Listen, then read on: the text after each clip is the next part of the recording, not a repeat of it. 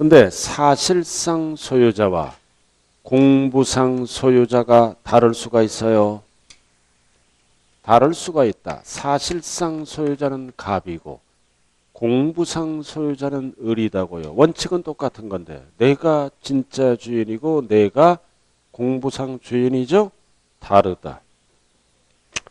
소유권 변동.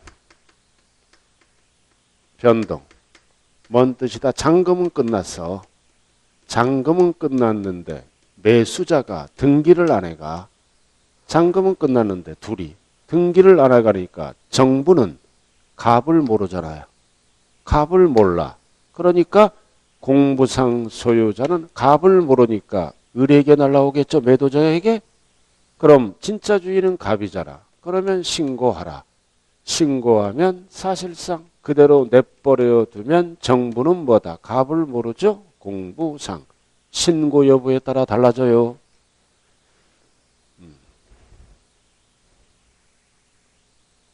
그래서 오른쪽 나왔네. 2번.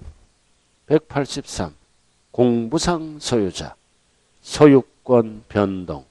신고하지 아니하여 사실상 소유자를 알 수 없을 때는 누구다? 공부상 소유자. 그래서 신고하면 사실상 소유자, 안 하면 매도자인 공부상 소유자다.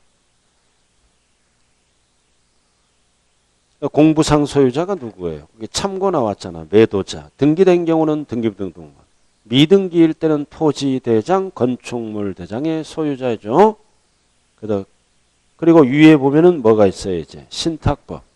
아침에 설명했죠? 신탁법에 의한 신탁은 법상 납세무자는 누구다? 수탁자. 매년 내는 세금이니까 수탁자의 수탁자. 왜 유탁자가 아니에요? 위탁자가 맡겨놓고 해외로 이민 가버리죠? 쫓아가면서 거둘 수 없으니까 수탁자입니다. 꼭대기 수탁자.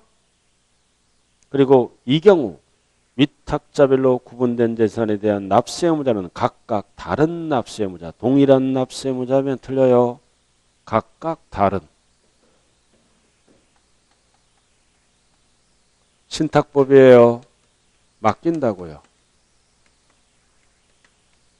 수탁자.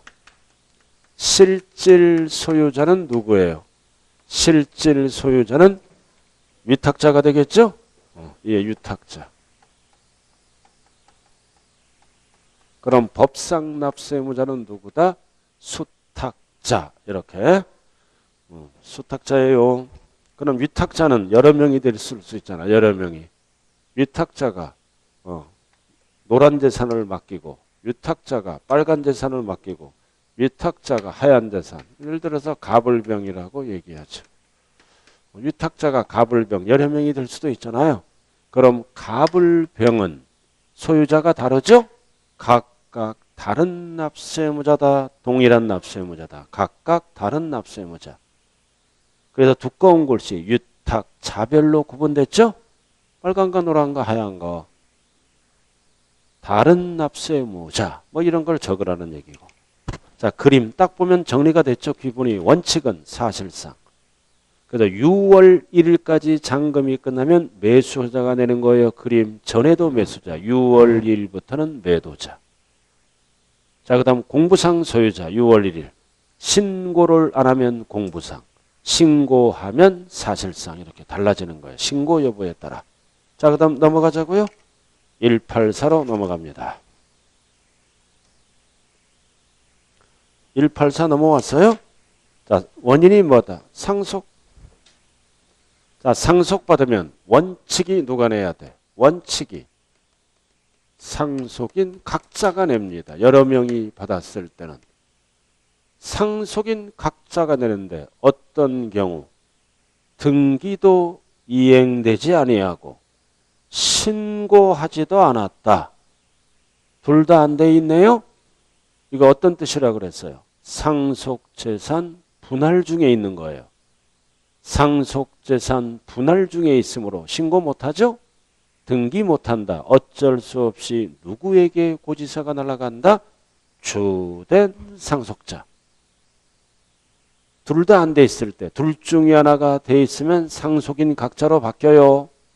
그럼 주된 상속자는 지분이 가장 높은 자, 높은 사람이 2명 이상일 때는 가장 나이가 많은 사람, 세 글자로 줄여서 연장자라고도 얘기합니다. 자, 그다음 3번도 똑같아요. 원리가. 종중. 자, 공부상은 개인 명의. 개인 명의로 되어 있네요. 사실상은 종중. 신고 안 했네. 신고 안 했을 때는 공부상. 신고하면 종중으로 바뀌겠죠? 신고 안 하면 공부상. 신고하면 종중으로 바뀌고. 가장 많이 출제되는 게 4번이에요. 매수계약자. 그럼 매수계약자는 국가 등과 거래를 해야 됩니다. 국가, 지방자치단체, 지방자치단체 조합으로부터 연부로 취득했네요. 연부로 취득해서 잔금 전에 무상사용권을 부여받았네요. 무상. 이럴 때는 소유권은 국가 거지만 법상 납세무자는 뭐다? 매수계약자. 무상으로 사용하니까 국가재산을 세 가지가 동시 충족됐을 때, 그러나 무상이 아니라 유상이라고 나오면 달라져요. 사용료를 줍니다. 이렇게. 그럴 때는 매수계약자는 납부할 의무가 뭐다? 없다라고 얘기해야 돼요. 세 가지가 동시 충족될 때만 국가 등 and 연부 and 무상 매수계약자. 그럼 유상이면은 매도계약자인 국가가 돼버리겠죠.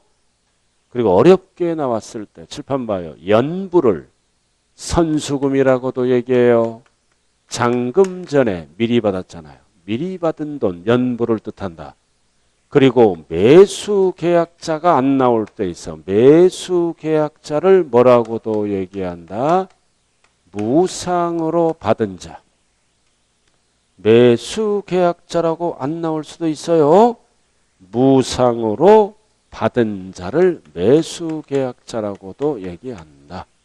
그래서 거기 까만 거 나온 거예요. 까만데 점 고가 등 선수금 나왔네요. 선수금 and 무상. 그럼 매수계약자를 뭐라고도 얘기한다? 무상으로 받은 자. 매수계약자를 뜻하는 거예요. 거기 까만 거 점.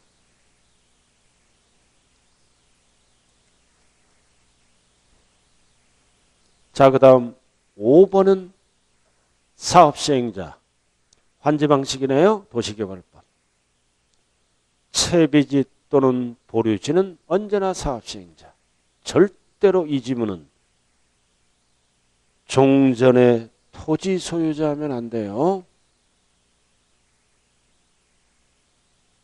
채비지 보류지는 언제나 사업시행자 땅이므로 사업시행자.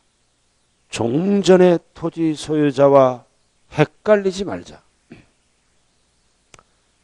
자, 다음 사용자. 사용자는 어떨 때만 답이 된다. 귀속이 분명하지 않을 때. 그럴 때는 세금을 빨리 걷기 위해서 사용자. 즉 소송 중에 있거나 재산의 소유자가 행방불명이 되면 재산세를 걷기가 힘들잖아요. 어쩔 수 없이 사용자. 그래서 사용자가 답이 될 때는 귀속이 분명하지 않을 때. 그래서 오른쪽에 부연 설명이 나왔죠. 소송, 행방불명, 생사불명. 재산세 걷기가 어려우니까 어쩔 수 없이 그 재산을 사용하는 사용자.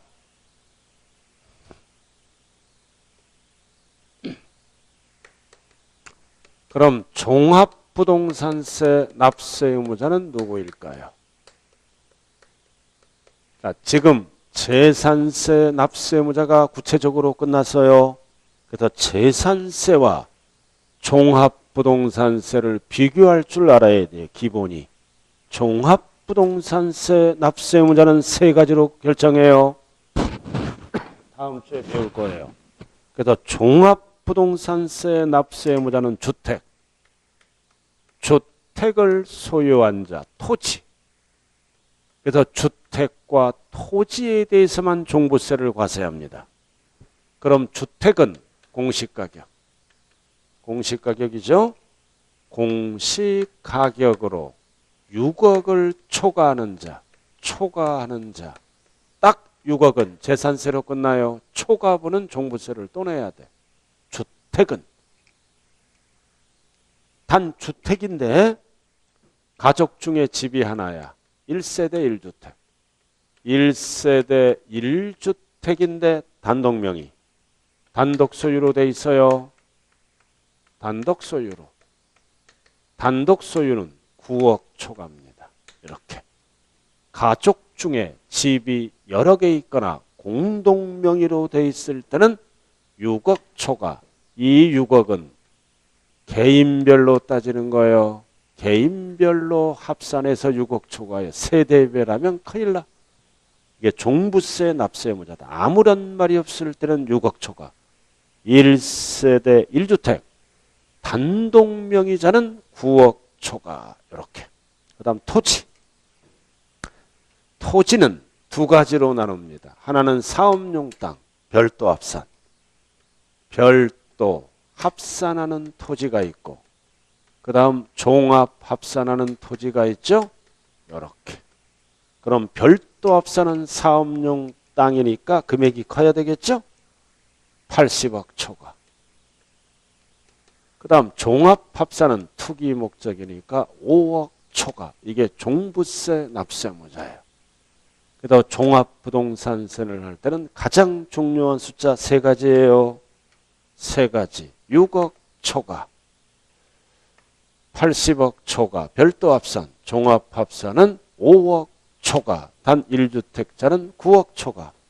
종부세는 숫자만 딱 정리하면 돼요. 언제나 출제되는 거예요. 자, 186페이지로 가자고요. 이제 마무리 짓죠. 제3절.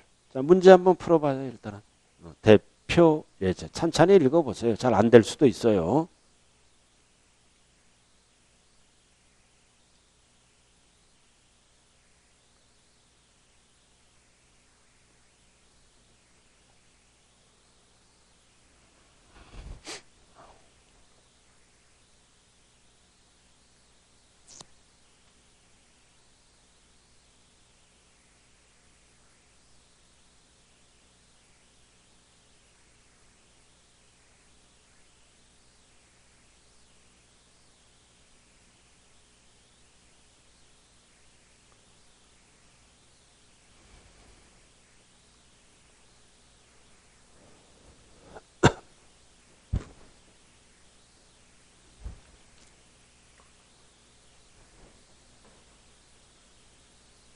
자, 1번.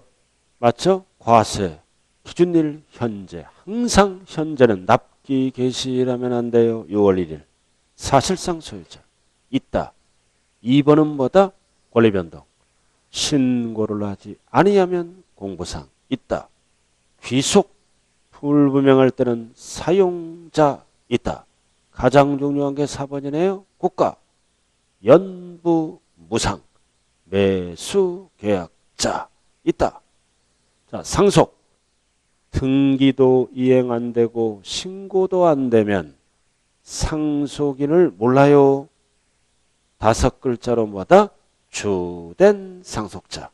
그러니까 둘 중에 하나가 돼 있다면 공동상속인 각자. 맞는 지문이에요.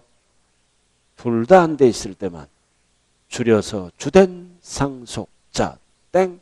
그러나 신고가 됐다 그러면 옳은 지문이에요. 공동상속인 각자. 둘 중에 하나가 돼 있으면.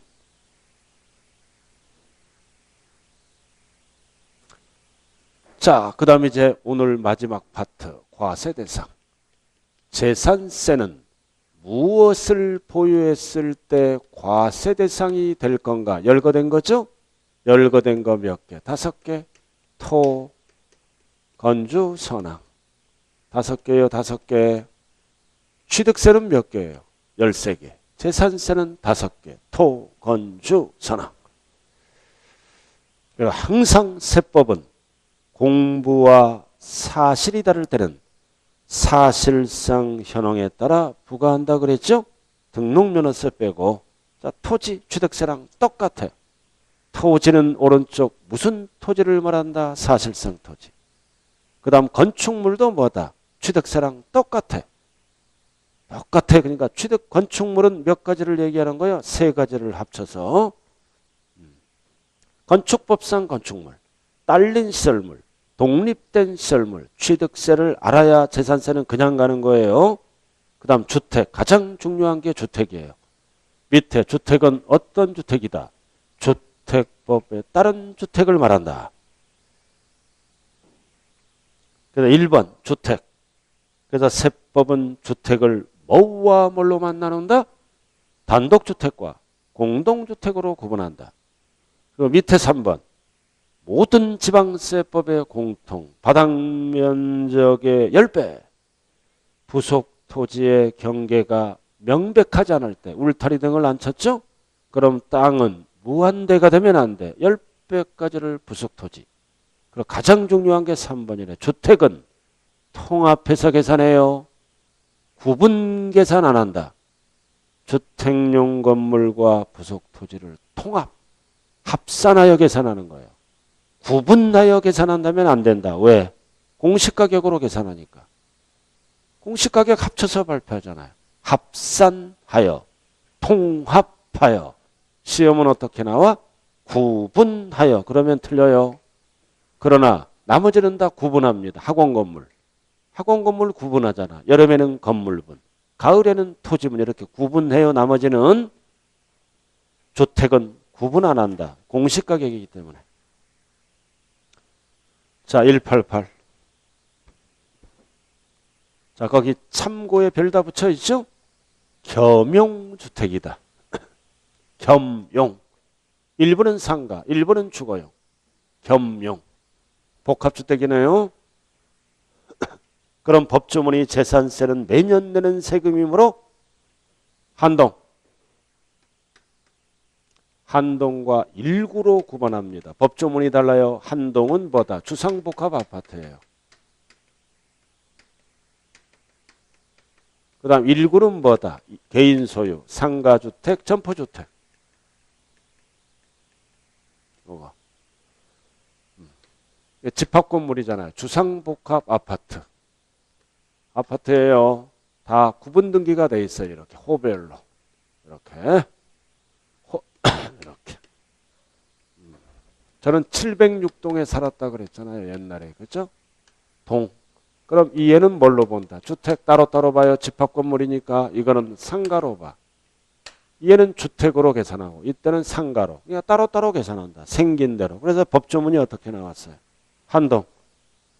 주거용에 사용되고 있는 부분만을 주택으로 본다. 상가는 상가로 봐요. 따로따로 봐요. 클 때는 주택이다. 그런 거 없어요. 그럼 여기서 이제 중요한 거는 뭐다? 밑에 부속토지, 땅 안분해야 될 거 아니에요? 주택 땅과 상가 땅으로. 이제 뭐를 안분한다? 토지를 안분합니다. 주택 땅과 상가 땅으로 안분해야 될 거 아니에요? 그러면은 땅을 나눌 때는 위에 무슨 비율로 나눈다? 면적 비율. 면적이 크면 내 땅도 크고. 절대로 이 지문은 시가 표준액 비율을 쓰면 안 돼요. 부속 토지를 나눌 때는 항상 위에 면적 크기에 따라 안분한다. 면적 비율. 절대로 이 지문은 시가 표준액 비율하면 안 돼요. 부속 토지를 나눌 때는 면적 비율이에요. 자, 그 다음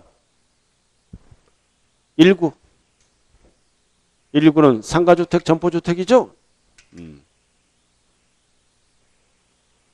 그럼 1층은 상가, 위에는 주거용, 주택. 그럼 이거는 면적 크기에 따라 달라져요. 주택이 50%, 상가가 50% 같잖아요. 그래서 같더라도 전부주택으로 봅니다. 전부주택. 여기 60, 40. 클 때도 전부주택. 이유는 매년 내는 세금이에요. 매년 내니까 주택은 세금 혜택을 주겠다. 주거생활 안정을 위해서. 그러나 이렇게 주택이 40. 상가가 커. 이럴 때만 따로따로 봐요. 그래서 한 분수로 어떻게 풀어? 100분의 50 이상. 상가로 안 보고 주택으로 봐서 세금 혜택을 주는 겁니다. 100분의 50 이상. 상가로 안 보고 주택으로 봐요. 한글로 어떻게 풀어? 크거나 같을 때. 시험은 어떻게 나와요? 클 때만 전부 주택이다. 틀려요. 크거나 같을 때는 상가로 안 봐요. 100분의 50 이상. 초과라 그러면 안 돼요. 이상. 자, 3번. 이번에는 무슨 주택? 다가구. 다세대가 아니에요. 다가구. 원룸, 투룸. 3층 이하죠? 다가구. 이렇게 9개. 출입문이 별도로 돼 있잖아요. 출입문이. 출입문이 별도로 돼 이거를 뭐다? 19, 19, 19. 9개로 봐. 9개로. 그래서 세법은 뭘로 본다? 공동주택으로 봐요. 다가구는 단독이잖아요. 원래 건축법상. 세법은 여러 개로 봐요. 하나로 본다고요. 이 구획된 부분을 하나로 봐. 그럼 세금 계산 어떻게 해? 9번에. 9번에서 합치면 전체 세금이 나와요. 그래서 뭐라고 나왔다? 다가구는 분리된 부분. 분리된 부분을 일구의 주택으로 본다. 다 분리됐잖아요. 이렇게 출입문. 그럼 9개로 본다는 거야. 9개로. 왜? 주택은 하나로 보면 안 돼. 세법은. 다가구 주택은 서민들이 살잖아요. 그죠? 그러니까 세율이 뭐다? 초과 누진세율이에요. 주택은. 세율을 곱할 때. 근데 이거를 하나로 보면 세율이 높아져서 세금이 많이 나와. 따로따로 계산해야 세금이 덜 나와요. 누진세율로 돼 있으므로 하나로 보지 않고 따로따로 봐서 따로따로 계산하는 거예요. 그래야 세금이 적게 나옵니다. 그럼 밑에 땅 나왔네. 9개. 9개로 안분해야죠. 역시 밑에 땅 부속 토지를 안분할 때는 역시 위에 무슨 비율로 나눈다? 면적 비율. 그 얘기예요. 3번. 부속 토지 나왔잖아. 안분할 때는 무슨 비율로 나눈다? 면적 비율. 그래서 좌우간 부속 토지가 나오면 시가 표준액 비율하면 안 돼요. 땅이니까 위에 면적의 크기에 따라 자기 땅이 달라지겠죠. 1번 한동도 부속 토지는 면적 비율. 다가구 주택도 부속 토지를 9개로 나눠야죠. n분의 1씩. 그 다음 면적 비율에 따라 안분한다. 절대로 시가 표준액 비율하면 안 돼요. 면적 비율. 자, 선박 항공기는 똑같고 취득세랑 똑같아요. 현황부가 설명했고요. 자, 밑에 박스가 중요하죠. 박스. 재산세 구분. 박스. 주택의 부속 토지를 제외한 토지. 여기 우리 주택은 위로 갈 수가 없어요. 항상 토지 가액과 건물 가액을 통합해서 합산해서 오로지 주택분 재산세로만 간다고요.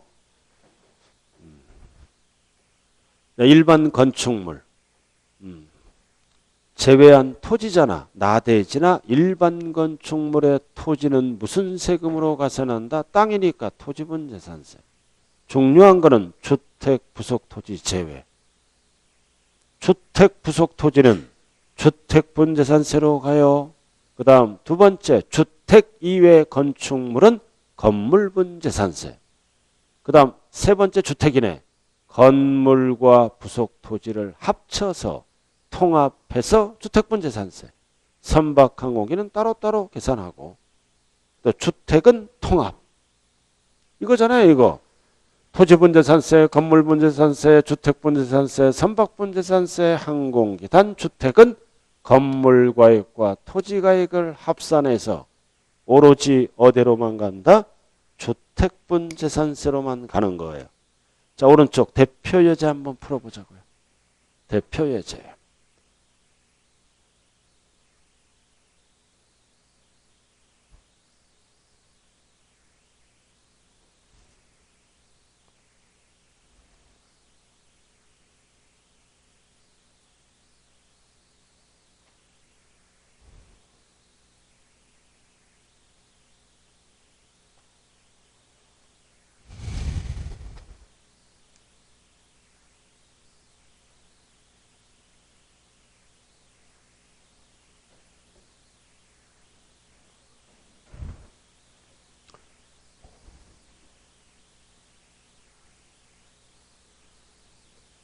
자, 재산세는 원칙이 물세입니다. 여러 개 소유했을 때.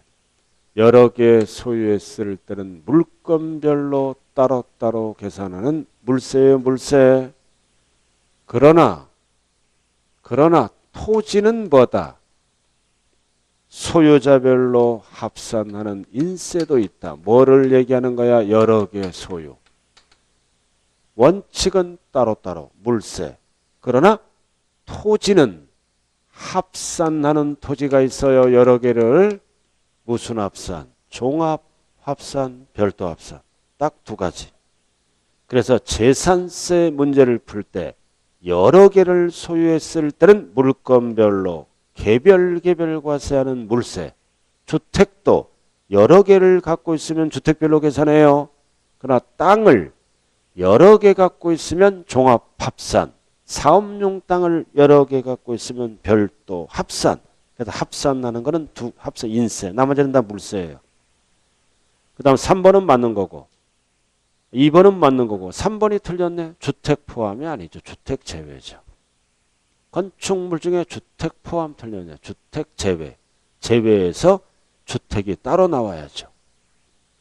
주택은 건축물이나 토지에 들어갈 수가 없잖아요. 그 다음 재산세는 이용 상황에 따라 차등 부과되면 이게 차등 비례세율이에요. 그래서 초과노진세가 두 가지 다 쓰고 뒤에서 배워. 그럼 재산세는 보유세다. 그럼 틀린 답은 몇 번이다? 3번. 그래서 주택은 주택분 재산세로 따로 계산을 합니다. 자, 이렇게 해서 납세 의무자와 과세 대상까지 배웠네요. 그리고 다음 주에는 이제 뭐를 배운다? 이제 토지분 과세 대상을 배웁니다. 그러나 배우기 전에 잘 들어요. 이 종합부동산세가 이번에 무조건 출제된다. 재산세 대상은 5가지다. 토건주 선항이에요. 뭐랑 연결을 시켜야 된다? 종부세 대상. 아까 설명했죠? 종부세는 이해와 이해만 대상입니다. 이렇게. 재산세는 5개. 종합부동산세는 과세 대상이 2개예요. 토지, 주택에 대해서만 과세 대상이 된다고요. 집부자, 땅부자. 재산세는 5개. 종부세는 넓은 의미로 2개. 그래서 건축물은 종부세 안 내는 거예요. 재산세에서 내는 거예요. 토지, 주택을 대상으로 한다. 이렇게 해서 이제 토지 중에 제외되는 것도 있고 주택 중에 제외되는 것도 있겠죠.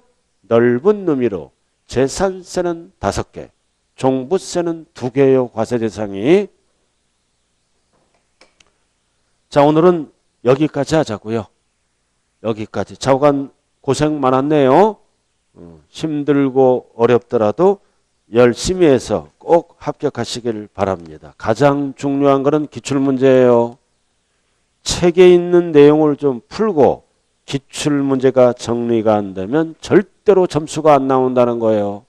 그래서 기출문제를 이달 말까지는 어느 정도 여러분들이 아웃라인을 잡아야 됩니다. 뭐 기출문제 아래야 여러 문제 풀려 힘들고 어렵겠지만 한 번에 붙는 사람의 특징은 6개 과목을 완벽하게 분석을 하고 문풀에 임합니다. 기출문제가 안 되면은 뭐가 기출문제인지 잡다한 문제인지 구분이 안 되기 때문입니다. 오늘 감사합니다.